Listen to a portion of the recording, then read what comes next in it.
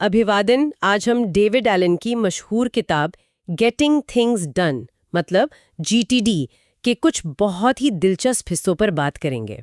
जी हाँ, जीटीडी। ये वो किताब है जिसने सच में अनगिनत लोगों के काम करने के तरीके को बदला है और शायद जीने के तरीके को भी। बिल्कुल। खासकर जब लगता है ना कि दिमाग में 100 चीजें एक साथ चल रही हैं और समझ ही नहीं आता कि कहाँ से शुरू करें। कभी हुआ ऐसा महसूस? रोज ही होता है शायद कई लोगों के साथ। हाँ, तो आज हम इसी जीटीडी सिस्टम के पीछे के जादू को समझने की कोशिश करेंगे कि ये क्यों इतना असरदार है और आज की इस भागदौड़ वाली जिंदगी में कैसे थोड़ा सुकून और नियंत्रण ला सकता है। हाँ, और ये देखिए, सिर्फ टू डू लिस्ट बनाने या टाइम मैनेज करने से कहीं ज्यादा गहरी बात है। अच्छा। ये उस मानसिक स्पष्टता को पाने के बारे में है जिसे एलन मन शांत जल जैसा कहते हैं। मन शांत जल जैसा, वाह। हाँ, एक ऐसी मानसिक अवस्था जहां आप हर चीज पर बस उतनी ही प्रतिक्रिया देते हैं जितनी जरूरी है, ना कम न ज्यादा, ताकि आप असल में उन चीजों पर ध्यान लगा सकें जो मायने रखती हैं।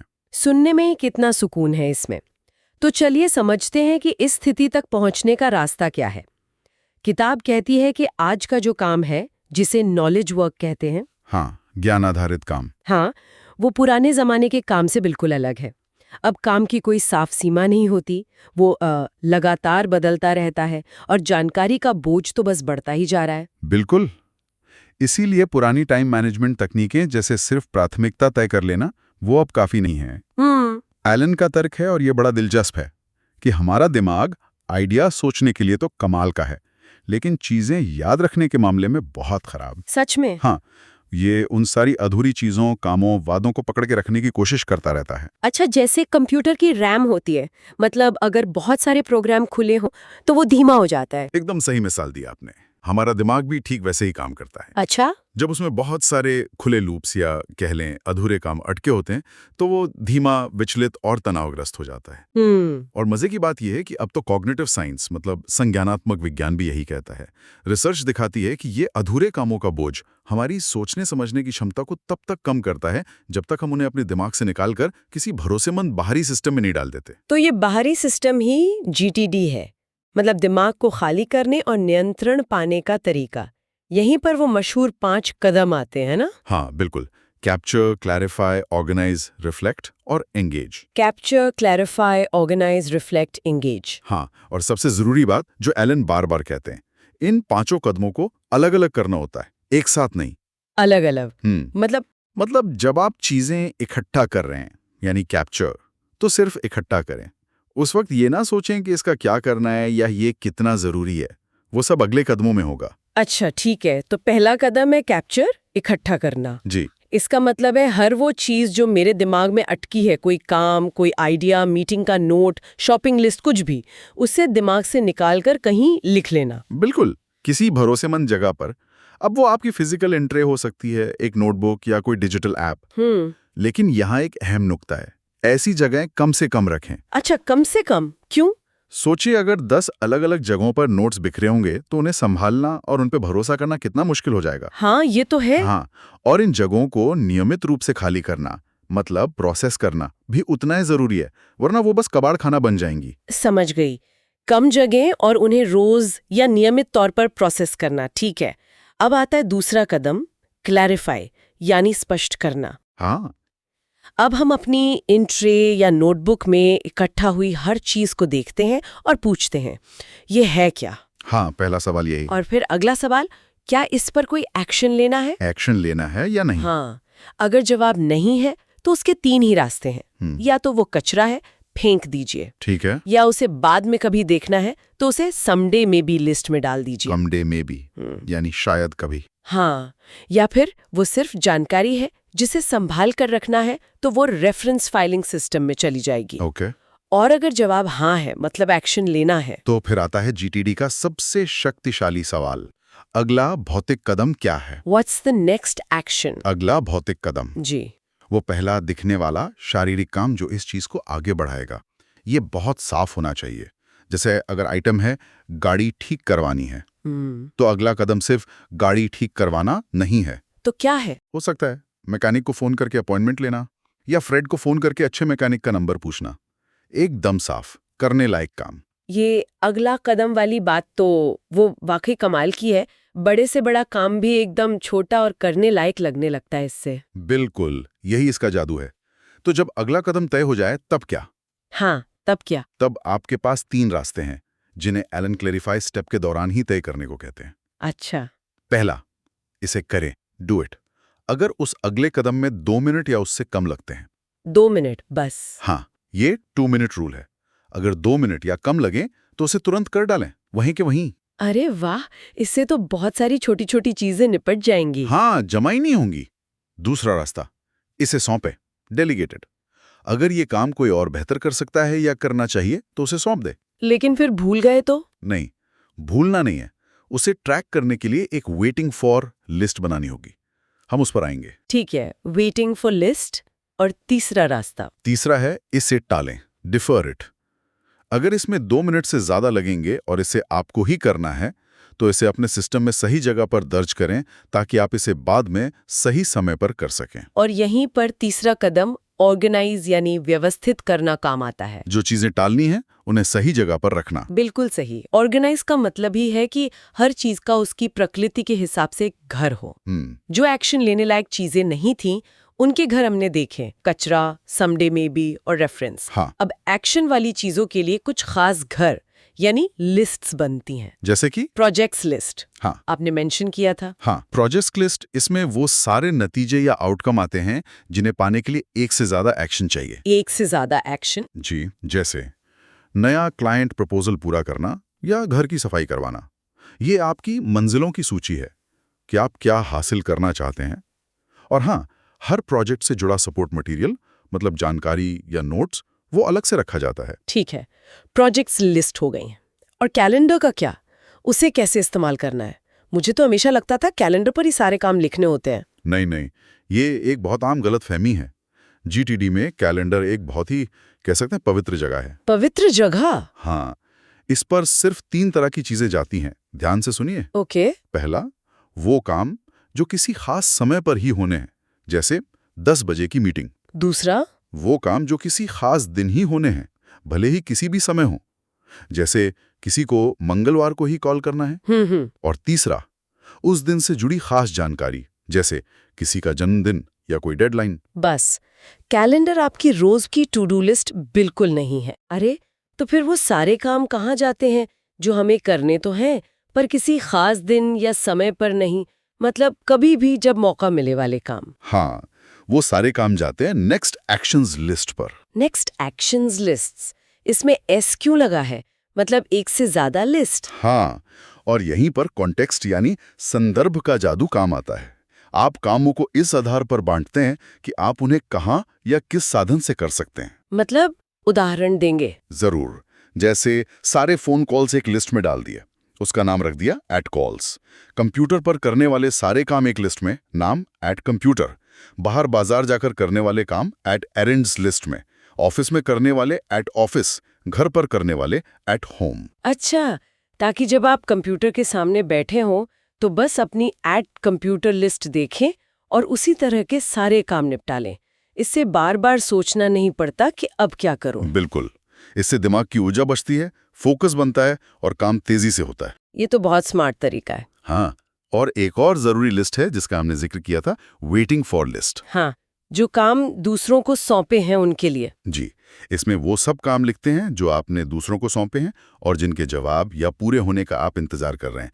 और हाँ, इस पर तारीख डालना बहुत जरूरी है ताकि आप सही समय पर फॉलो अप कर सकें। सही बात है, वरना वो काम अटक ही जाएगा। हाँ। तो ये सारे लिस्ट्स और सिस्टम बनाने के बाद अब आता है चौथा कदम, रिफ्लेक्ट, समीक्षा करना। हाँ, रिफ्लेक्ट, इसका मतलब है अपने सिस्टम पर नियमित रूप से नजर डालना ताकि वो अपडेटेड रहे, काम का रहे और सबसे जरूरी, भरोसेमंद बना रहे। भरोसेमंद? हाँ, कैलेंडर तो रोज देखना ही है, जाहिर है।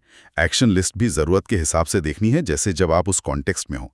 लेकिन सबसे अहम है साप्ताहिक समीक्षा। साप्ताहिक समीक्षा, वीकली रिव्यू, ये क्या है? ये वो वक्त है हफ्ते में एक बार, शायद शुक्रवार दोपहर या सोमवार सुबह, जब आप थोड़ा पीछे हटकर पूरी तस्वीर देखते हैं। पूरी तस्वीर? हाँ, आप देखते हैं कि पिछले हफ्ते क्या हुआ, क्या नहीं हुआ, सारे बिखरे नोट्स इकट्ठा करते हैं, अपनी एंट्री खाली करते हैं, अपनी लिस्ट्स अपडेट करते हैं, प्रोजेक्ट्स की प्रगति देखते हैं, समडे में भी लिस्ट पर नजर डालते हैं और अपने दिमाग को फिर से साफ, स्पष्ट, वर्तमान और पूर्ण, क्लियर, करंट और कंप्लीट बनाते हैं। ये सुनने में तो बहुत जरूरी लगता है, पर क्या लोग इसे सच में कर पाते हैं?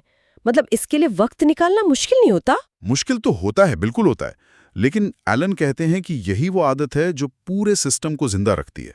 इसके बिना सिस्टम धीरे धीरे बेकार हो जाएगा और आप उस पर भरोसा करना छोड़ देंगे। हाँ, ये बात तो है। सोचिए, जैसे आप छुट्टी पर जाने से पहले सब कुछ समेटते हैं ताकि दिमाग शांत रहे। साप्ताहिक समीक्षा वही काम हर हफ्ते करती है। सही कहा। भरोसे के बिना तो कोई सिस्टम काम नहीं करेगा, चाहे वो कितना भी अच्छा क्यों ना हो। बिल्कुल। और फिर आता है 5वां और आखिरी कदम, एंगेज। मतलब अब असल में काम करना। हाँ, अब जब आपका सिस्टम साफ है, आपकी लिस्ट अपडेटेड है, आपको पता है क्या क्या करना है, तो आप भरोसे के साथ ये चुन सकते हैं कि अभी इस पल क्या करना सबसे सही है। और ये चुनाव कैसे करते हैं? क्या सिर्फ सबसे जरूरी क्या है के आधार पर? नहीं, सिर्फ उसके आधार पर नहीं। असल जिंदगी इतनी सीधी नहीं होती। एलन इसके लिए 4 मानदंडों का मॉडल देते हैं। 4 मानदंड कौन कौन से? पहला, संदर्भ। आप अभी कहाँ हैं और आपके पास क्या साधन है? क्या आप फोन इस्तेमाल कर सकते हैं, कंप्यूटर पर हैं या बाहर हैं? दूसरा, समय। आपके पास कितना वक्त है? क्या बस 5 मिनट हैं मीटिंग से पहले या पूरा 1 घंटा खाली है? ठीक है। तीसरा, ऊर्जा, एनर्जी। आपकी एनर्जी कैसी है? क्या आप थके हुए हैं या एकदम तरोताजा महसूस कर रहे हैं? कुछ कामों के लिए ज्यादा दिमागी ऊर्जा चाहिए होती है। हाँ, ये तो बहुत जरूरी है। और चौथा, प्राथमिकता, प्रायोरिटी। अब इन तीनों बातों को ध्यान में रखते हुए आपके पास जो भी काम करने के विकल्प हैं, जो आप उस संदर्भ, समय और ऊर्जा में कर सकते हैं, उनमें से कौन सा सबसे ज्यादा मायने रखता है या सबसे ज्यादा जरूरी है? अच्छा, तो ये चारों चीजें देखकर फैसला लेना है। हाँ, और प्राथमिकता तय करने में मदद के लिए 6 लेवल मॉडल भी है, जो रोज के कामों, ग्राउंड लेवल से लेकर जिंदगी के बड़े मकसदों तक देखने में मदद करता है। ये साप्ताहिक समीक्षा के दौरान खास तौर पर उपयोगी होता है। वाह, ये पूरी प्रक्रिया सुनने में काफी व्यापक है, लेकिन क्या इसके कुछ हिस्सों का असर भी मतलब अलग से बहुत बड़ा होता होगा? जैसे आपने शुरू में कहा, सिर्फ कैप्चर करने की आदत डालने से ही क्या फर्क पड़ता है? अरे बहुत बड़ा फर्क। जरा सोचिए, जब आप दिमाग में अटकी हर छोटी बड़ी बात को बाहर निकाल देते हैं तो आप अनजाने में उन हजारों छोटे छोटे अधूरे वादों के बोझ से मुक्त होते हैं। अधूरे वादे? हाँ, जो आपने खुद से या दूसरों से किए हैं और पूरे नहीं हुए या जिनके बारे में सोचा नहीं है। हर अनकैप्चर्ड की हुई चीज एक खुला लूप है जो दिमाग में टेंशन पैदा करती है, चाहे आपको पता चले या ना चले। हाँ। कैप्चर करने पर आप मजबूर होते हैं कि या तो उस वादे को पूरा करने का एक्शन तय करें, या जानबूझकर उसे ना करने का फैसला करें, या उसे भविष्य के लिए टाल दें। ये जो स्पष्टता आती है ना, यही तनाव कम करती है। सही बात है। और वो अगला भौतिक कदम क्या है वाला सवाल, अब मुझे लगता है ये टालम-टोल करने वालों के लिए, मतलब प्रोक्रेस्टिनेट करने वालों के लिए खासतौर पे मददगार होगा। बिल्कुल, ये सवाल तो जादू की तरह काम करता है, खासकर उन लोगों के लिए जो किसी बड़े मुश्किल काम के बारे में सोच कर ही घबरा जाते हैं और शुरू ही नहीं कर पाते। हाँ, होता है ऐसा। अगला छोटा सा शारीरिक कदम तय करने से वो बड़ा डरावना पहाड़ जैसा काम अचानक एक छोटे कनेलायक टीले में बदल जाता है। ये उस पहली रुकावट को हटा देता है। इससे तनाव कम होता है, आगे बढ़ने की एक सकारात्मक ऊर्जा मिलती है। ये स्पष्टता और जवाबदेही लाता है। इसी तरह शायद परिणाम पर ध्यान केंद्रित करना, मतलब आउटकम फोकसिंग भी मदद करता होगा। यानी ये साफ करना कि प्रोजेक्ट पूरा होने पर कैसा दिखेगा या आप असल में चाहते क्या हैं। हाँ बिल्कुल, ये जानना कि सफलता कैसे दिखेगी या आप असल में क्या हासिल करना चाहते हैं, आउटकम, आपको सही दिशा में रखता है। जब आप जानते हैं कि आप कहाँ पहुंचना चाहते हैं तो अगला कदम, नेक्स्ट एक्शन तय करना बहुत आसान हो जाता है। तो अगर संक्षेप में कहें तो गेटिंग थिंग्स डन दिमाग को खाली करने, उसे एक भरोसेमंद बाहरी सिस्टम में डालने और फिर capture, clarify, organise, reflect, engage के 5 कदमों से स्पष्टता, नियंत्रण और सबसे बढ़कर तनाव मुक्त होकर काम करने का एक तरीका है। एकदम सही कहा आपने। ये सिर्फ काम निपटाने की तकनीक नहीं है, बल्कि सोचने और जीने का एक ज्यादा शांत, ज्यादा प्रभावी तरीका अपनाने जैसा है। यहाँ पर एक दिलचस्प बात मेरे दिमाग में आ रही है। ये सारा सिस्टम तो रोजमर्रा के कामों, ईमेल्स, नोट्स, अपॉइंटमेंट्स, मतलब जैसी जमीनी चीजों ग्राउंड लेवल को संभालने के बारे में है ना? हाँ, ज्यादातर तो यही लगता है। तो क्या इससे बड़ी चीजों के बारे में सोचने का मौका मिलता है? हाँ, और यही इसका सबसे बड़ा और शायद अनकहा फायदा है। विरोधाभास ये है कि जब आप इन निचले स्तर की चीजों को, रोजमर्रा की भागदौड़ को संभालना सीख जाते हैं, तो आपके दिमाग में जगह खाली होती है। जगह? किस लिए? ऊंची उड़ान भरने के लिए। अच्छा। हाँ, मतलब बड़ी सोच, रचनात्मकता, नए आइडियाज, जिंदगी के बड़े लक्ष्य और मकसद, हायर हॉराइजन्स ऑफ फोकस, इन सब के लिए दिमाग ज्यादा फ्री, ज्यादा उपलब्ध हो जाता है। मतलब रोज की छोटी छोटी चीजों में ना उलझकर हम असल में बड़ी और ज्यादा जरूरी बातों के लिए दिमागी स्पेस बना रहे? ये तो उल्टा लगता है। बिल्कुल उल्टा लगता है, पर है सच। जैसा कि कॉग्निटिव साइंस भी कहता है, जब दिमाग अधूरे कामों और बिखरी हुई चीजों के बोझ से आजाद होता है, तभी उसकी असली क्षमता, उसकी सोचने की, क्रिएटिव होने की शक्ति सामने आती है। शायद यही है मन शांत जल जैसा होने का असली मतलब। बाहरी दुनिया की उथल-पुथल को संभालने की काबिलियत, ताकि आप अंदरूनी शांति और स्पष्टता के साथ उन चीजों पर ध्यान केंद्रित कर सकें जो सच में मायने रखती हैं। निचले स्तर पर नियंत्रण पाकर उच्च स्तर की स्वतंत्रता हासिल करना। वाकई ये सोचने वाली बात है। निचले स्तर पर नियंत्रण से उच्च स्तर की स्वतंत्रता। बहुत खूब। उम्मीद है यह चर्चा हमारे सुनने वालों के लिए उपयोगी रही होगी। उम्मीद तो यही है। अगली बार तक सोचते रहिए। अलविदा। अलविदा।